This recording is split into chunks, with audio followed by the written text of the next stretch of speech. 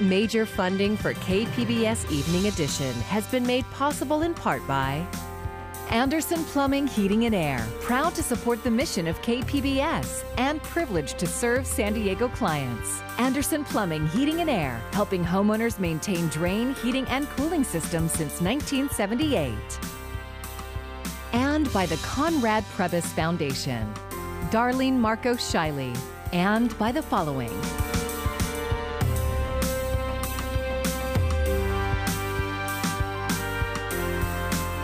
And by viewers like you. Thank you.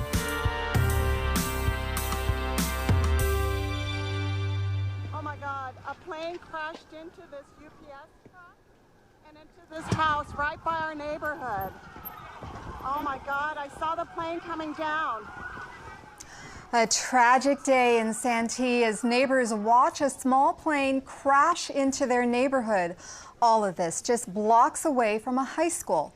Now first responders are trying to figure out what went wrong. It's Monday, October 11th. Thanks for joining us. I'm Amitha Sharma in for Maya Trabulsi. We start with breaking news in East County. A deadly plane crash in a residential neighborhood in Santee near Santana High School. Several homes damaged near Magnolia Avenue. We have two reporters on the scene. Let's start with Matt Hoffman, who is getting updates on what exactly happened. First responders are still gathering all the facts. Hello, Matt.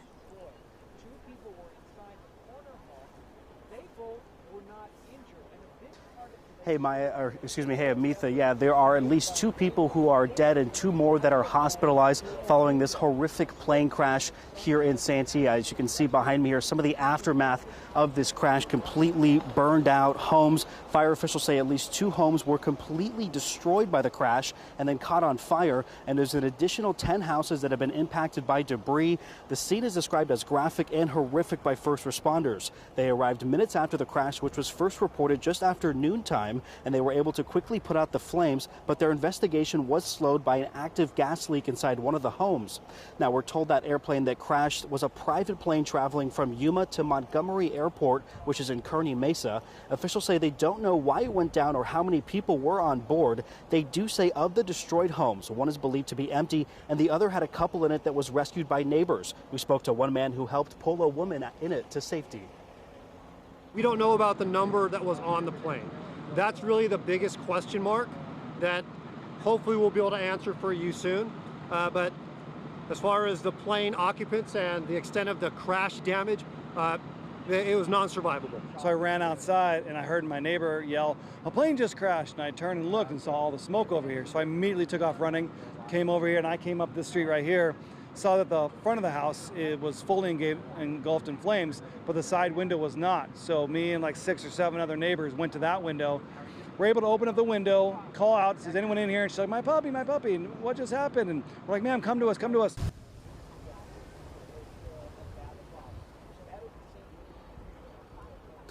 Now, a number of neighbors jumped in to rescue that woman and her husband. We'll have more on that dramatic rescue in just a minute. And neighbors have been describing this crash as a loud boom followed by a bunch of shaking. There are a couple of completely destroyed vehicles, including a UPS truck. And we've actually just learned that one of the fatalities was a driver inside of that truck. The other presumed to be whoever was piloting that plane. Now, FAA and federal investigators are on their way, if not already here to the scene, to try and exactly figure out what went wrong, what caused this crash. And this is still a very active scene out here in the Santee area, and crews and road closures will still be here for a while. Amitha, will send it back to you. Thank you, Matt, for that report. We'll check back in with you later in the newscast. Let's give our viewers another look at where this is happening. It's a residential neighborhood right next to Santana High School in Santee. Tanya Thorne live now with more of the heroic and emotional moments involving those neighbors. What are they telling you, Tanya?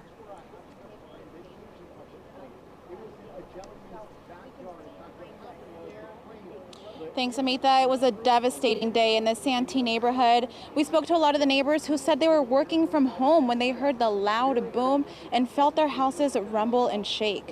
When they walked out and saw that some of the houses were on fire, they jumped to action to do what they could. First ones over there after we heard it, because it was like out of a movie. you know, the downward spiraling. It happens so fast. We go straight up to the window. Her house was already completely Her house was already on fire. fire. I automatically saw a truck on the other side, and somebody's like, it's the UPS truck, and I saw him, and he did not make it. And so when we focused, as we were going in to get the lady out, we were able to get her out. I stepped back and let Greg and my neighbor Michael Keeley in to help get her out, and they were able to pull her out. She was burned on her head. Her clothes were burned. My dog! Where's your dog?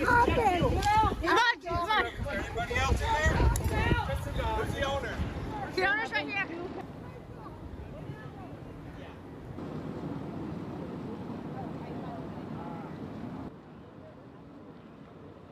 Tanya, for that report. Another story we're following closely tonight is a big step forward in the oil spill to our north. Huntington Beach reopened today, but the investigation is far from over. KPBS environment reporter Eric Anderson has an update. Wind and waves are keeping oil that leaked from an undersea pipeline from moving south to San Diego County. Coast Guard officials say between 25,000 and 130,000 gallons of oil escaped from a ruptured pipeline just a week ago. Senator Alex Padilla surveyed the area by plane. He flew from Long Beach to northern San Diego County and didn't see oil. The good news is plenty of resources, including personnel being assigned to the cleanup and the monitoring activity.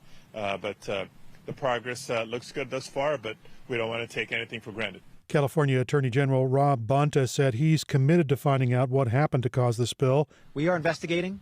We are determining whether civil enforcement is justified and appropriate, whether criminal enforcement is justified and supported by the facts. Assessments of the balls of tar washing ashore in Orange and San Diego counties continues. Scripps Institution of Oceanography researchers say that it is a relatively simple process. When the tar balls are fresh, it becomes harder to do the longer the tar balls have been exposed to the elements. Eric Anderson, KPBS News. San Diego is one step closer to regulating short-term home rentals popularized by sites like Airbnb. KPBS Metro reporter Andrew Bowen says the City Council approved a way of charging these rentals fees. Soon, owners of vacation rentals will need to get licenses and pay a fee. Licenses for renting out an entire home for 20 days or more per year will cost $1,000. But the biggest barrier to getting a license may not be the cost. There will also be a cap on the number of licenses available. City staffers are still crafting a lottery system to distribute licenses. Councilmember Raul Campillo says the lottery has to prioritize responsible hosts.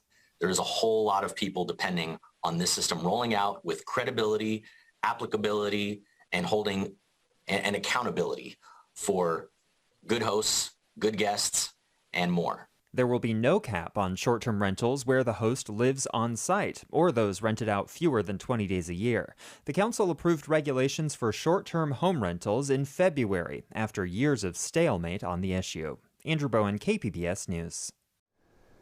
The Rock and Roll Running Series started here in San Diego and has since spread across the country and even internationally.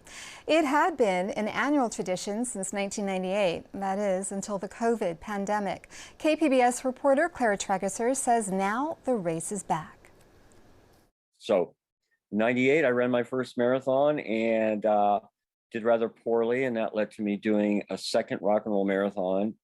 Bill Aaron, with his long Forrest Gump beard and rock and roll running jacket, looks exactly like what you'd expect of a legacy runner, meaning he's never missed a single race. And then I kind of decided that I was sort of enmeshed in it, and I did 3, and I did 4.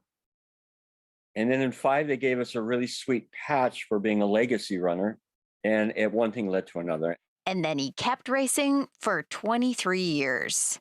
But then COVID came, and the event that's normally held every June was canceled. On the one hand, my body felt enriched by the fact that I wasn't banging out these obnoxious Saturday runs. But on the other hand, it felt a little weird because I wasn't engaged like I normally would be.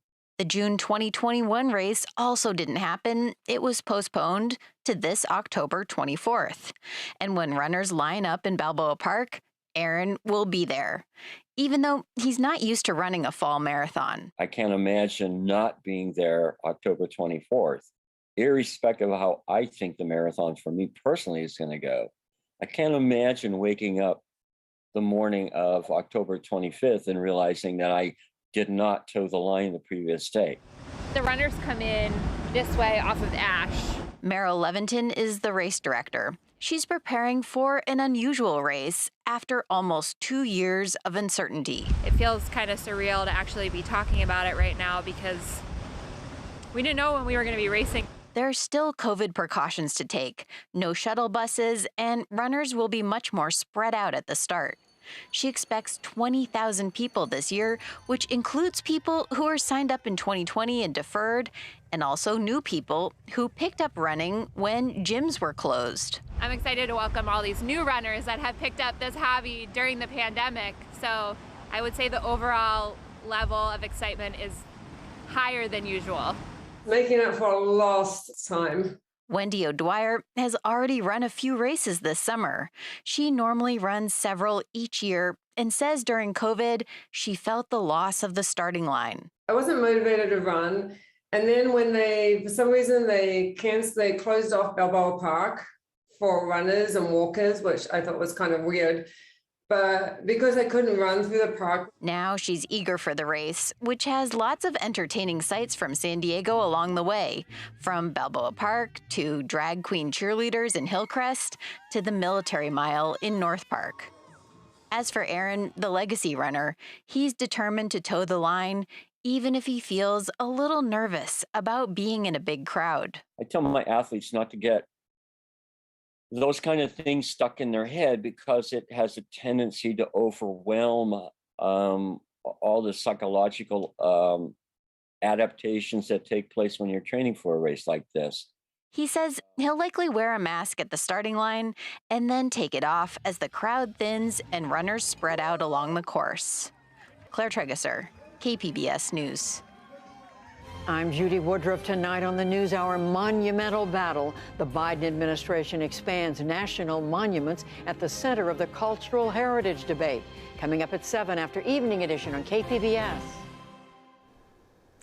The San Diego Zoo Wildlife Alliance marked Indigenous Peoples Day by celebrating the Kumeyaay people, who were the first stewards of San Diego. KPBS reporter Alexandra Rangel has more from the special celebration.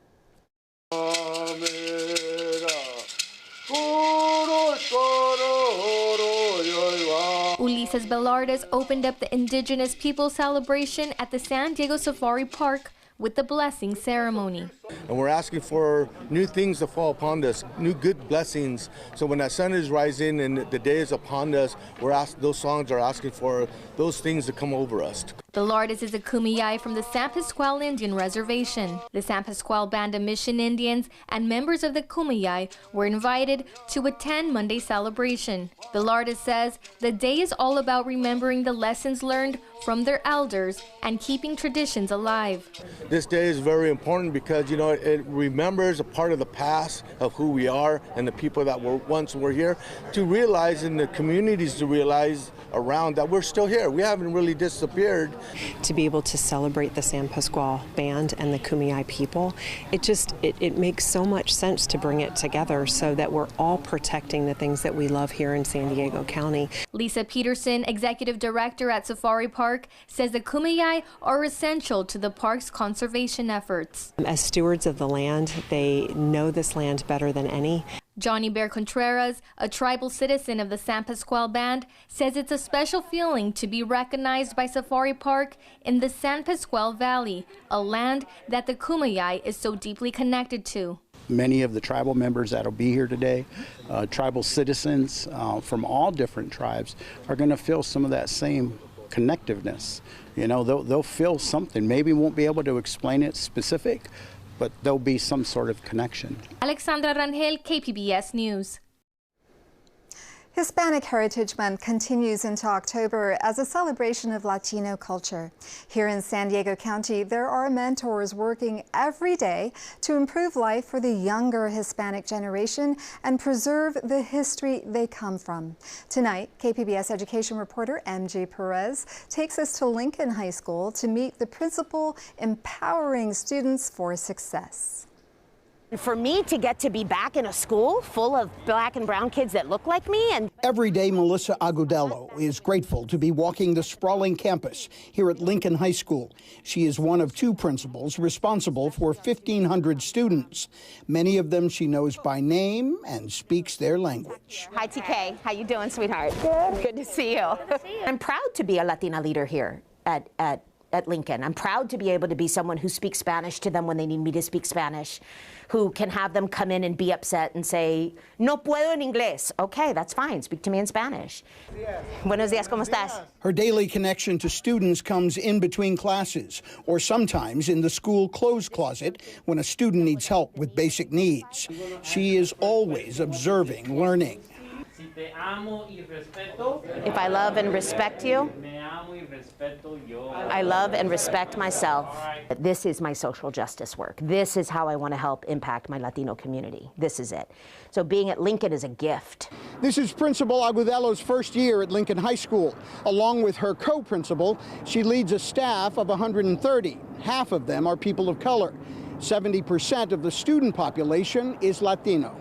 Agudelo is a former educator with the Teach for America organization, a corps of teachers that commits to spending 2 years in underserved minority communities. The goal is to diversify and bring equity to education. It's about building relationships, getting to know our students individually, inviting them to come and sit with me and say, what do we want to do about bringing this voice of Latinismo into Lincoln? Who are we as a group?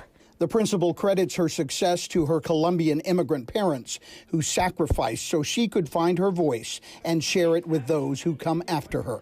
She's already passed it to her own children, and now there are many more to speak to. Sí se puede en San Diego, sí se puede en los Estados Unidos. That's a clear message in any language. MG Perez, KPBS News.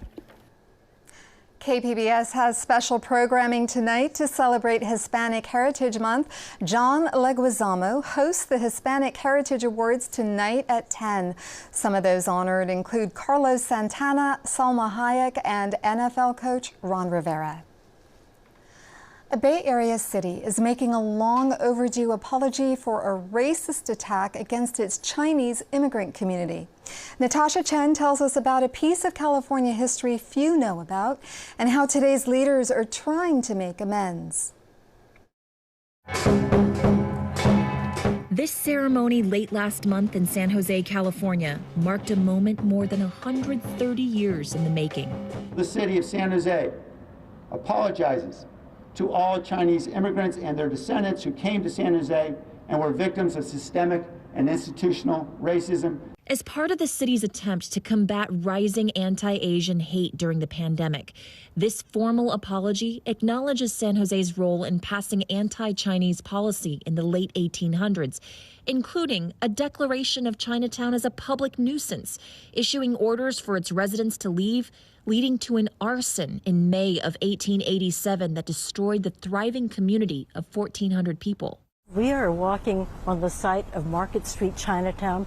Connie Young Yu's grandfather was a teenager at the time who immigrated from China to San Jose. And there was this feeling already that the Chinatown was, that they'd have to leave, but I don't think they expected a fire.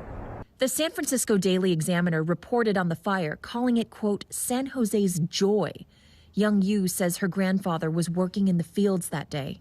He could see smoke. This was really a sense of doom, because after the fire, then what?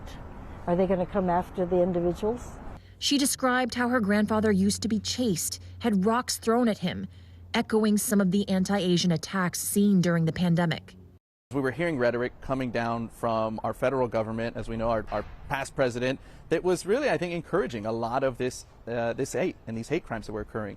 Councilmember Raul Perales says similarly, city leadership in the 1880s set the tone for anti-Chinese attacks then, all with a backdrop of the U.S.-Chinese Exclusion Act passed to prevent Chinese immigrants from becoming citizens. I was not aware of really how bad it got, and through this process, we've been able to expose that. The city even denied permits for rebuilding after the fire, though subsequent Chinatowns eventually emerged.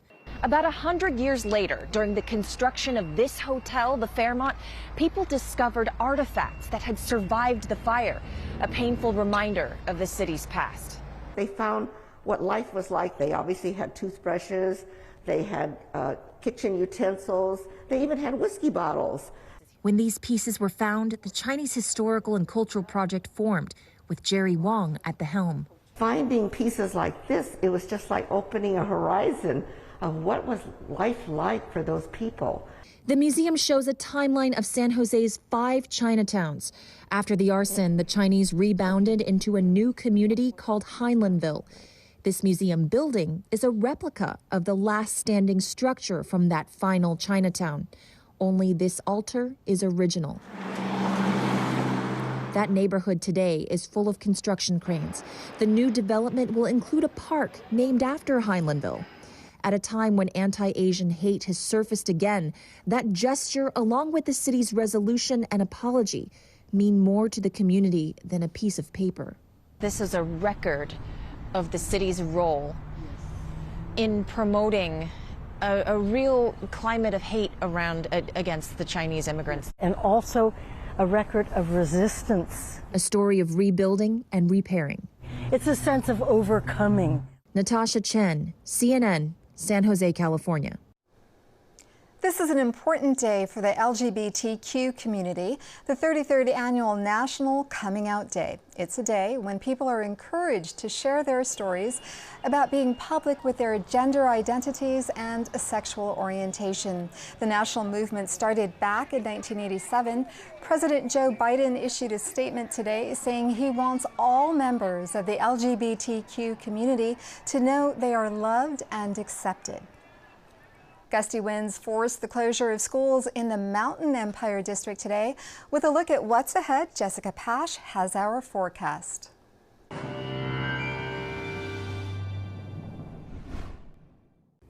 We warned you about the pattern change that was coming forward this week, and boy, it is here. High wind warnings and advisories are in effect. The pattern is going to remain active over the next several days, likely through the first part of the work week. And with that, we also have temperatures that are well below average for this time of year. So let's get right into it. Right now we have high wind advisories, or rather wind advisories and high wind warnings that are in effect here across basically almost all of California. You can see in some of the higher terrain, that's where the wind warnings are. Wind advisories in effect for some of the lower terrain regions. Temperatures as we head into tonight falling off into the 30s in Ramona, 30s for you in Mount Laguna.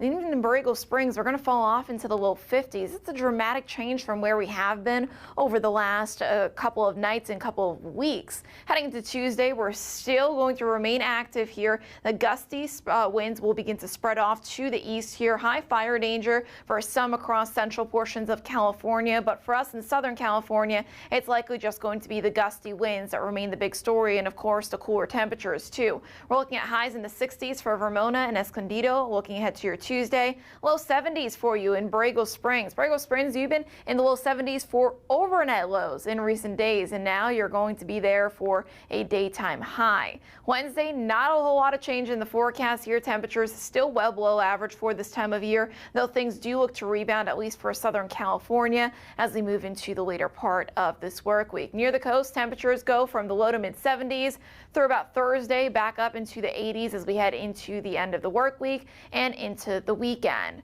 Further inland, temperatures also dramatically warming up from the 60s Tuesday to the 70s Wednesday, and we'll be up into the 80s by Friday and Saturday.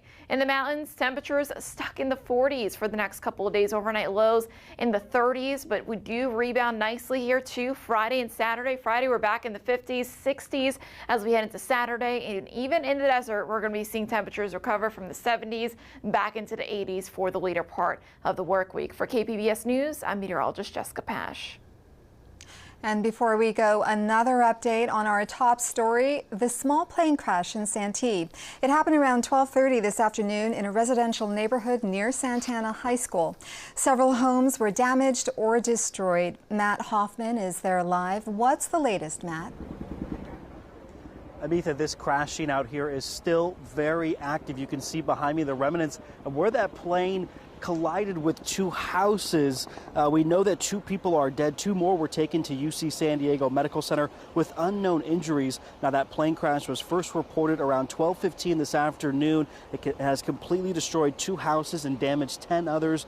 We know that 1 destroyed house was empty. The other had a couple inside that was rescued by neighbors. They heard the crash that they described as a loud bang and a shockwave. And we're told that this airplane was a private plane traveling from Yuma to Montgomery Airport. That's up near Kearney Mesa. Officials say they don't know why it went down, and the big question now is how many people were on board. They've been working on trying to figure that out all afternoon. We know that a UPS delivery truck was destroyed, hit by that plane as well, caught on fire. Officials believe the driver is one of the fatalities, along with whoever was piloting that plane. And fire crews are sort of preparing to leave here. They got a recent gas leak under control. The FAA is here now, but there's still a lot of questions about this crash that we just have unanswered. And federal authorities, more of them are supposed to arrive tomorrow. We'll send it back to you, Amitha. Thank you, Matt. You can find tonight's stories on our website, kpbs.org. Thank you for joining us, and have a great evening. Major funding for KPBS Evening Edition has been made possible in part by Anderson Plumbing, Heating and Air, proud to support the mission of KPBS and privileged to serve San Diego clients. Anderson Plumbing, Heating and Air, helping homeowners maintain drain, heating, and cooling systems since 1978. And by the Conrad Prebys Foundation, Darlene Marco Shiley. And by the following: